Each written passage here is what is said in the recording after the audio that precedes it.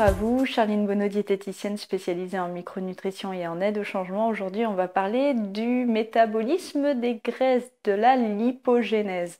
Alors, le métabolisme des graisses, c'est vraiment quelque chose qui est particulier en fait, qui a des caractéristiques et ce qui explique en fait pourquoi les régimes à 95% échouent dans les 5 ans. Et oui, c'est une statistique qui est assez importante et c'est pourquoi aujourd'hui on parle beaucoup d'échecs de régime, que les régimes ne fonctionnent pas.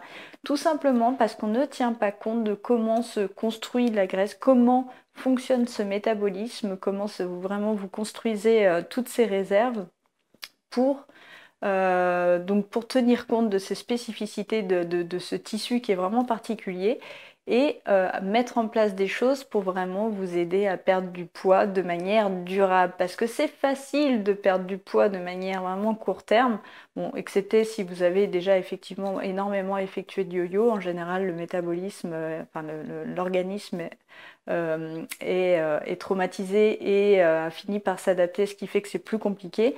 Mais si vous entreprenez de perdre du poids là comme ça, sans avoir fait particulièrement de régime, en général c'est assez facile. Mais vous allez vous rendre compte de ce qu'on appelle l'effet yo-yo et que finalement tout ce poids que vous avez perdu, vous allez le reprendre rapidement.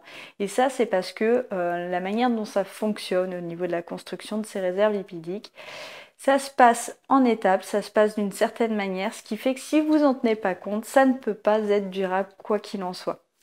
Donc quel que soit le régime que vous allez mettre en place, le principe ça reste toujours à un moment de créer une restriction, c'est-à-dire d'avoir une dépense énergétique qui va être supérieure à vos apports. Quel que soit le type de régime, c'est toujours ce qui va se passer si vous cherchez à perdre du poids. Sauf que si c'est trop rapide, effectivement, ça va avoir d'autres conséquences physiologiques contre lesquelles vous ne pouvez absolument pas lutter. C'est comme ça, on fonctionne tous de la même manière à ce niveau-là. Et ça va rendre la perte de poids difficile dans le temps, difficile à la faire tenir. Donc au niveau des cellules adipeuses, au niveau des adipocytes, ce qu'il faut comprendre, c'est que cet adipocyte, c'est comme un grain de raisin. Donc ce grain de raisin, progressivement, il va se remplir, se gorger de graisse et c'est ce qui, petit à petit, va faire que le volume va augmenter. Alors, quand on construit de la graisse, en fait, ça se passe de deux manières différentes. Soit vous remplissez ce grain de raisin, soit vous les multipliez, en fait.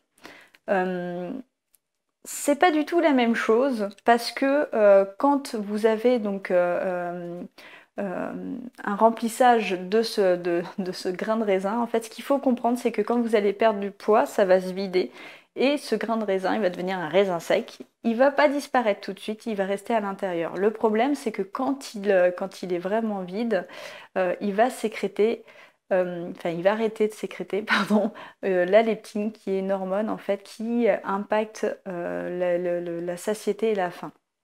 Alors j'ai déjà fait des vidéos sur toutes les hormones qui jouent à ce niveau-là, en fait tous les signaux qui peuvent jouer au niveau de votre appétit. Il y a donc la leptine. La leptine, c'est l'hormone qui est sécrétée par le tissu adipeux et qui est sécrétée en fait à mesure que votre tissu adipeux augmente. C'est-à-dire que cette hormone, on dit qu'elle est anorexigène, pardon. Elle va limiter votre appétit tout simplement parce que le fait d'avoir beaucoup d'adipocytes et de sécréter cette hormone va communiquer au cerveau finalement que vos réserves sont pleines et qu'il n'a plus besoin de stocker et qu'il n'a plus besoin de créer des réserves, donc ça va limiter votre appétit. Sauf que si vous avez pris du poids, que vous avez construit beaucoup d'adipocytes et qu'ils sont bien remplis, le problème, c'est que si d'un seul coup vous perdez trop rapidement ce poids, vous allez vous retrouver avec énormément de grains de raisin vides au niveau de votre organisme. Et ça, ce qu'il faut comprendre, c'est que votre corps, la manière de vous protéger, un des meilleurs moyens, c'est de construire pour lui des réserves énergétiques. Donc c'est pour ça que si il se rend compte que ses réserves sont vides, ça va être compliqué parce que là, le taux de leptine va diminuer. Donc si vous n'avez plus suffisamment de leptine, ça va augmenter progressivement votre faim. Donc si vous perdez très vite du poids, vous allez en plus avoir donc la problématique du métabolisme qui va diminuer et en plus de ça, votre appétit qui va augmenter en parallèle. Donc là, ça va être compliqué de le tenir sur le long terme. C'est ça qui est vraiment important à comprendre et qui devrait vous dissuader de faire des régimes un peu farfelus, peu importe que ce soit soupe aux choux, protéines, peu importe en fait. À partir du moment où vous perdez du poids rapidement, il va falloir comprendre que physiologiquement, il va falloir vous battre au quotidien contre votre sensation d'appétit en fait qui va être croissante. Donc ça va vous demander énormément de volonté, ce qui fait que le moindre obstacle qui va venir donc empiéter sur cette volonté, parce que rappelez-vous, j'en ai parlé dans des vidéos, mais la volonté c'est un peu comme un stock qu'on a en début de journée, donc petit à petit ça diminue dans la journée. C'est pour ça d'ailleurs que le soir on aurait tendance à un petit peu plus manger.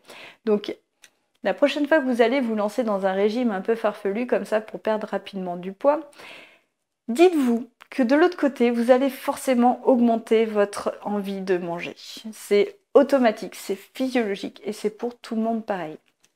Alors, souvent on entend que justement, une fois qu'on a ces adipocytes et que ces réserves de graisse sont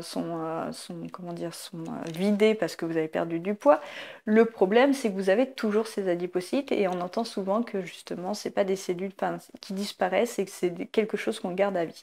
Ça, c'est pas tout à fait vrai. Parce qu'il y a quand même quelque chose qu'il faut savoir, c'est que chaque cellule du corps a quand même une durée de vie. La durée de vie des adipocytes, elle est grande, mais elle n'est pas non plus immortelle. C'est-à-dire que chaque année, vous avez 1/10 de vos cellules, de vos adipocytes qui se renouvellent. Si vous perdez du poids lentement, c'est-à-dire suffisamment doucement pour que ce taux de leptine en fait ne diminue pas suffisamment rapidement pour que votre cerveau ne renforce pas ces sensations d'appétit. Si vous avez ça d'un côté et qu'en plus de ça, c'est une perte de poids que vous maintenez de manière progressive, ça veut dire que chaque année, vous allez avoir 1/10 de vos cellules adipeuses qui ne servent pas, qui sont vides, qui ne vont pas être renouvelées tout simplement parce qu'elles n'ont pas besoin d'être renouvelées.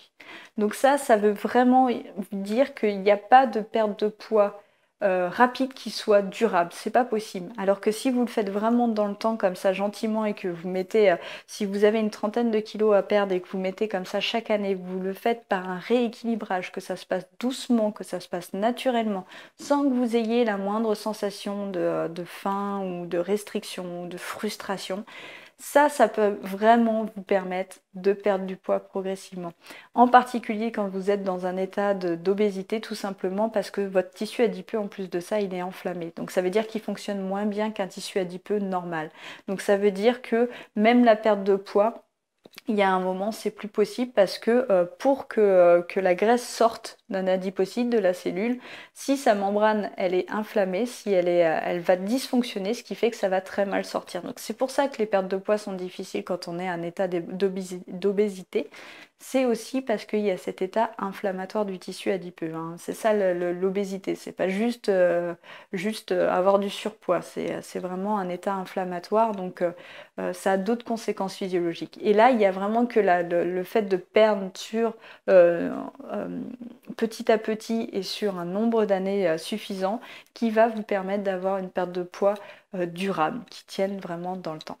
Voilà, donc c'était ce que je voulais vous partager aujourd'hui, en fait, vous faire comprendre comment ça fonctionnait au niveau de la perte de poids, tout simplement pour que vous preniez la bonne décision, parce qu'on arrive en été, et que je sais qu'en été, particulièrement les dernières semaines avant que ça arrive, on est un peu tenté de vouloir perdre du poids rapidement. Sachez que c'est pas quelque chose qui va tenir, que vous risquez de faire le yo-yo que vous faites habituellement, perdre de poids avant l'été. L'été on se lâche, on prend des cocktails, on mange beaucoup de sucre, ce qui fait qu'on reprend un petit peu plus de poids à la rentrée et c'est parti pour l'engrenage. Donc voilà. Prenez vraiment la décision de perdre doucement du poids en passant par un rééquilibrage alimentaire plutôt qu'un régime. C'est vraiment le moyen le plus sûr de petit à petit revenir sur votre poids de forme. Voilà, c'est tout ce que je voulais vous dire aujourd'hui. On se retrouve demain pour la prochaine vidéo. N'oubliez pas qu'un changement alimentaire, ça passe par un changement global et que tout ça, ça repose sur un pourquoi fort. À demain.